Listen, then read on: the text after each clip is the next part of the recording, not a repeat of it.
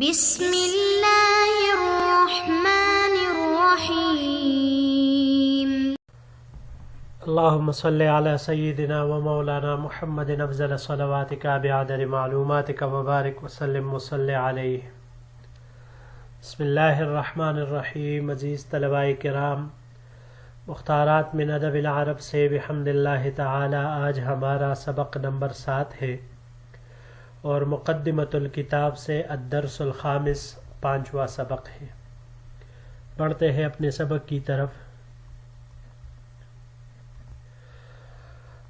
مصنف ابو الحسن علی ندوی رحمۃ اللہ علیہ ادب طبعی کے کچھ نمونے ذکر فرما رہے تھے، چنانچہ ان میں سے حضرت کعب بن مالک رضی اللہ تعالی عنہ کے واقعہ سے کچھ اقتباسات ذکر کی۔ اب یہاں پر حضرت عائشہ صدیقہ رضی اللہ تعالی عنہ کے واقعہ افک، اس سے ایک قطعہ اور ٹکڑا ذکر کر کے اس کو اس بات کے طور پر دلیل کے طور پر پیش کر رہا ہے کہ ادب طبعی کتنی اس میں عظیم الشان فصاحت اور بلاغت وہ سمٹی ہوئی ہے۔ تو فرماتے ہیں وَاقْرَأْ مَعِيَ كَذَلِكَ حَدِيثُ الْإِفْكِ الَّذِي ظَهَرَتْ فِيهِ بَرَاءَةُ السَّيِّدَةِ عَائِشَةَ أُمِّ الْمُؤْمِنِينَ رضی اللہ تعالی عنہا الْأَدَبِيَّةَ وَقُوَّتُهَا الْبَيَانِيَّةَ، کہ آپ دیکھیں کہ حضرت عائشہ رضی اللہ تعالی عنہا، آپ میرے ساتھ ان کا حدیث افق پڑھے جس میں ام المؤمنین حضرت عائشہ صدیقہ رضی اللہ تعالی عنہا کی ادبی فضیلت اور قوت بیانیہ ظاہر ہوتی ہے، وحسن تصویرها ووصفها للعواطف والمشاعر النسویۃ اللطیفۃ الدقیقۃ، اور اس کے علاوہ عمدہ منظر کشی ان کی طرف سے جذبات اور انتہائی نازک وہ گہرے احساس نسوانی احساسات کو خوبصورت پیرائے میں بیان کرنا ظاہر ہوتا ہے۔ وقد تجلت في هذه القطعة رقة عاطفة المرأة المحبة لزوجها مع إباء الحرة الواثقة بعفافها وطهارتها المؤمنة بربها۔ اس حدیث کے ٹکڑے میں اپنے شوہر سے محبت کرنے والی عورت کی جذباتی حیا کے ساتھ ساتھ اس شریف عورت کی خودداری بھی ظاہر ہوتی ہے جو اپنی عفت اور طہارت میں قابل اعتماد تھی اور اپنے رب پر ایمان لانے والی تھی۔ وقد اضفى هذا المزيج الغريب من الرقة والشدة والعاطفة والعقل، اس نامانوس ملغوبہ نے جو کہ شرم، مصیبت اور دانائی سے مرکب ہے، اس واقعے کو بڑھا دیا۔ زد الى ذلك بیان عائشة التي تقلبت في اعطاف البلاغة العربية وانتقلت فيها من بيت الى بيت، اس کے ساتھ آپ حضرت عائشہ رضی اللہ تعالی عنہا کا بیان بھی ملا لیجئے کہ جنہوں نے عربی بلاغت کے گوشوں میں کروٹیں لی اور بلاغت عربیہ کے ایک گھر سے دوسرے گھر میں منتقل ہوئی۔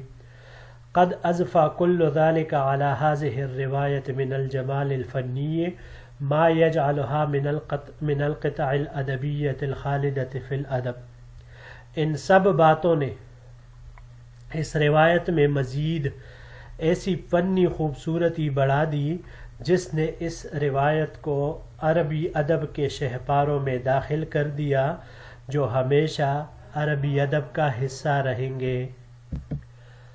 پہلا لفظ یہاں پر النسویہ، یہ اصل میں نسوتن تھا، نسبت یا کی اس میں لگائی گئی ہے تو نسویتن ہو گیا۔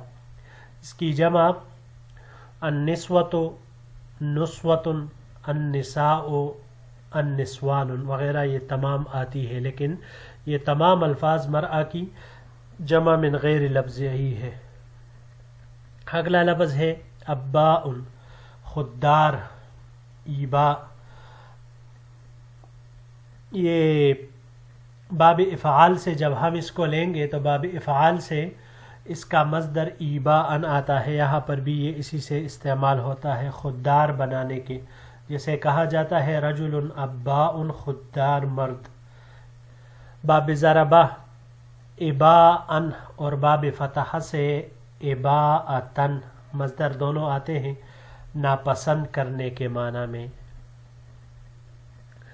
ازفا، ازفا یہ باب نصرہ سے، ضفواً مصدر اس کا آتا ہے کناروں سے بہنے کے معنی میں، اور اگر اس کو ہم باب افعال پر لے جائے تو پھر اس کا مصدر اضفاءً آئے گا، پورا کرنے کے معنی میں۔ المزیج ملایا ہوا، اس کو معنی یہی آتا ہے۔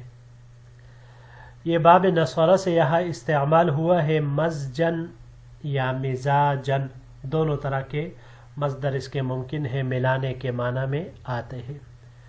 اگر اس کو ہم باب تفعیل سے لے لیں تمزیجن تو کچھ حصہ دینا، اور اس کے علاوہ یہ باب مفاعلہ سے ممازجتاً، ممازجتاً فخر میں مقابلہ کرنے کے معنی میں آتا ہے، اور تمازجن باب تفاعل سے یہ ملنے کے معنی میں آتا ہے۔ بڑھتے ہیں جی اگلے سلائیڈ کی طرف۔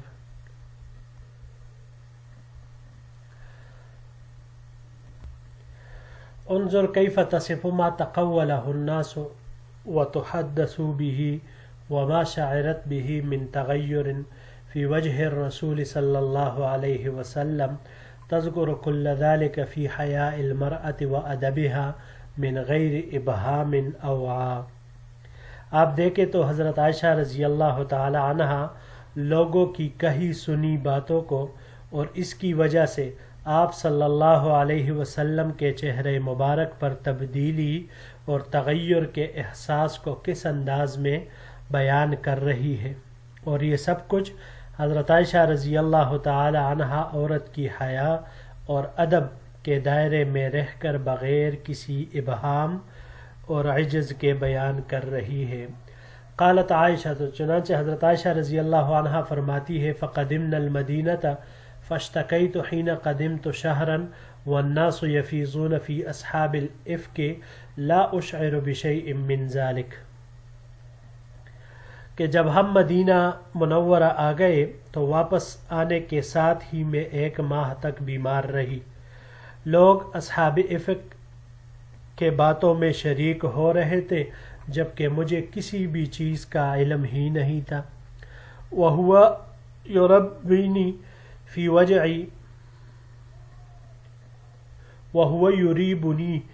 وَجْعِي أَنِّي لَا أَعْرِفُ من رسول اللہ صلی اللہ علیہ وسلم اللطف الذي كنت ارى منه حين اشتکی، لیکن مجھے اس بیماری میں یہ بات شک میں ڈالتی تھی کہ میں حضور صلی اللہ علیہ وسلم کا وہ لطف جو پہلی بیماریوں میں دیکھتی تھی وہ نظر نہیں آ رہا تھا، یعنی وہ مفقود تھا۔ انما يدخل علی رسول اللہ صلی اللہ علیہ وسلم فیسلم ثم یقول کیف تیکم ثم ینصرف فذلک یریبنی ولا اشعر بالشر۔ حضور صلی اللہ علیہ وسلم میرے پاس تشریف لاتے، مجھے سلام کرتے، پھر پوچھتے تمہارا کیا حال ہے، پھر واپس تشریف لے جاتے، تو یہی بات مجھے شک میں ڈال رہی تھی اور میں شر سے بے خبر تھی۔ یہاں پر یہ ایک ہی لفظ ہے جی، یفیضون، فوضا سے ہے،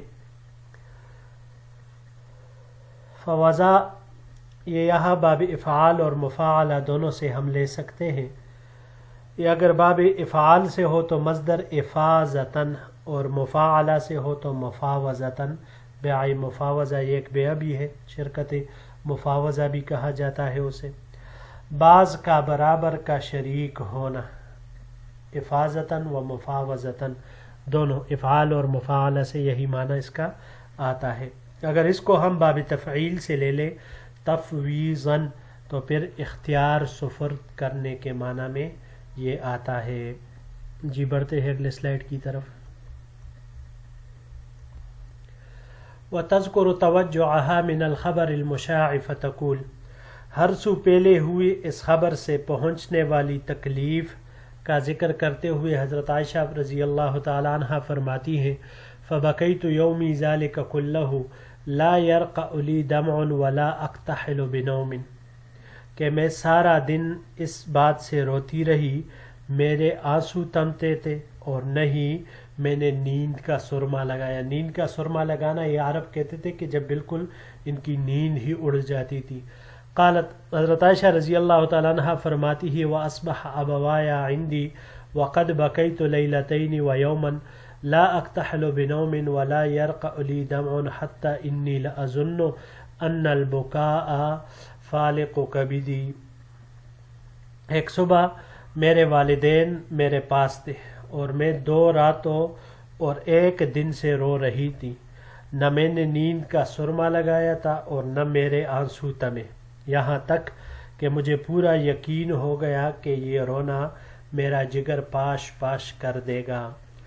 وتتقدم فی الحکایت وتذکر کیف یسألها رسول اللہ صلی اللہ علیہ وسلم عما قیل عنہا ویعزم علیہ الصدق۔ حضرت عائشہ رضی اللہ تعالی عنہ حکایت بیان کرنے میں مزید آگے بڑھتی ہے اور ذکر کرتی ہے کہ آپ صلی اللہ علیہ وسلم نے ان سے متعلق لوگوں کے باتوں کے بارے میں کس طرح سوال کیا، جبکہ آپ صلی اللہ علیہ وسلم کو حضرت عائشہ رضی اللہ تعالی عنہ پر سچائی کا پورا یقین تھا۔ فلا تلبس ان تعتریها حمیت المرأة العفیفة الفاضلة ويقلص دمعها حتى لا تحس منها بقطرة، لہذا ان کو فوراً فضیلت والی پاک دامن عورت کی غیرت لاحق ہو جاتی ہے، ان کے آنسوؤں کی لڑی تم جاتی ہے، یہاں تک کہ ان کو ایک قطرے کا بھی احساس نہیں رہتا۔ وترجو اباہا و امہا ان یجیبا عنہا رسول اللہ صلی اللہ علیہ وسلم فیمتنعان ویفضلان السکوت حیاء من رسول اللہ صلی اللہ علیہ وسلم واستحیاء من الدفاع عن قضیت بنتہما وهو الدفاع عن النفس۔ وہ امید کر رہی تھی کہ ان کے والدین ان کی طرف سے حضور صلی اللہ علیہ وسلم کو جواب دیں گے، لیکن اپنی بیٹی کے مسئلہ پر دفاع سے حیا کرتے ہوئے ان دونوں نے خاموشی کو ترجیح دی، کیونکہ اپنی بیٹی کا دفاع کرنا یہ ایک طرح سے ان کا اپنا دفاع تھا۔ فتنبری للکلام القوی الصریح المبین وہی البلیغۃ الادیبہ۔ آخر کار حضرت عائشہ صدیقہ رضی اللہ تعالی عنہا نے بلیغانہ ادیبہ کی حیثیت سے قوی، صریح اور واضح بیان و کلام پیش کرتی ہے۔ وتتمثل بقول سیدنا یعقوب وتفوض امرها الی اللہ، اور سیدنا یعقوب علیہ السلام کے قول کو بطور تمثیل وہ بیان کرتی ہے اور اپنا معاملہ اللہ کے حوالے کرتی ہے۔ وتنزل براءتها من السماء فتطلب منها امها ان تشکر رسول اللہ وتقوم الیہ فتأبى، پھر آسمان سے ان کے براءت نازل ہوتی ہے تو ان کی والدہ ان سے مطالبہ کرتی ہے کہ کڑی ہو جائے اور حضور صلی اللہ علیہ وسلم کا شکریہ ادا کرے، تو وہ انکار کر دیتی ہے۔ فتأبى في دلال العفائف وأنفقة المؤمن أن تحمد إلا الله الذي أنزل براءتها من فوق 7 سماوات وخلد طهارتها إلى آخر يوم يقرأ فيه القرآن ويؤمن به، لیکن وہ پاک دامن عورتوں کے ناز و نخرہ اور مومن عورت کی خودداری کی وجہ سے اس بات سے انکار کر دیتی ہے کہ کسی کی تعریف کرے، لیکن اس اللہ کی حمد بیان کرتی ہے کہ جس نے 7 آسمانوں کے اوپر سے ان کی برات کا اعلان فرمایا اور قرآن کریم کے پڑھے جانے اور اس پر ایمان لائے جانے کے دن تک ان کی پاکیزگی اور پاک دامنی کو ہمیشہ ہمیشہ کے لیے قائم رکھی۔ جی یہاں پر یہ چند الفاظ ہے۔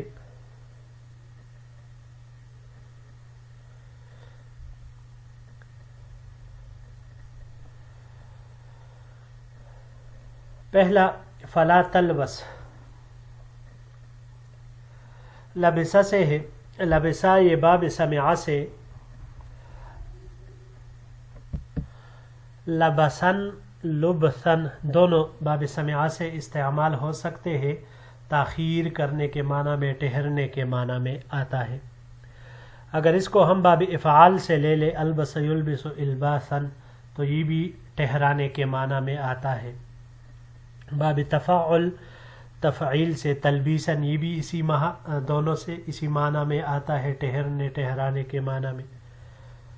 اور باب استفعال سے استلباسن، سست پھانے کے معنی میں یہ آتا ہے۔ یقلص قلصہ، یہ باب ضربہ سے یہاں استعمال ہوا ہے، ضربہ سے اس کا مصدر قلوصن آ جائے تو ختم ہونے کے معنی میں یہ آتا ہے۔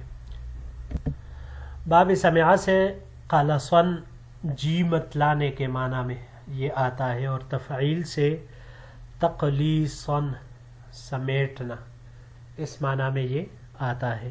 اس کے علاوہ یہ باب تفعل سے تقلصن اکٹھا ہونے کے معنی میں آتا ہے۔ یہ آخری لفظ ہے جی فتن بری، بریہ سے ہے۔ باب ضربہ سے مصدر اس کا برین، اور افتعال سے ابتراءً تراشنے کے معنی میں آتا ہے۔ اور یہاں یہ باب انفعال سے استعمال ہوا ہے، انبراءً تراشا جانا، اس معنی میں یہ آتا ہے۔ پھر اس کو اگر ہم باب افعال پر لے جائے تو باب افعال پر لے جانے کی صورت میں ابراءً یہ مٹی لگنا، اس معنی میں یہ استعمال ہوتا ہے۔ باب تفعل سے تبرین، درپے ہونا، کسی چیز کے درپے ہونا، اس کے پیچھے لگ جانا، اس معنی میں یہ آتا ہے۔ اور اس کے علاوہ باب مفاعلہ سے مباراتن، آگے بڑھنے کی کوشش کرنا، اس معنی میں یہ آتا ہے۔ جی عزیز طلباء کرام، بحمد اللہ تعالی ہمارا آج کا یہ درس بھی اپنے اختتام کو پہنچا۔ انشاءاللہ العزیز اگر زندگی رہی تو اگلے درس کے ساتھ پھر آپ کی خدمت میں حاضر ہوں گے۔ السلام علیکم ورحمۃ اللہ وبرکاتہ۔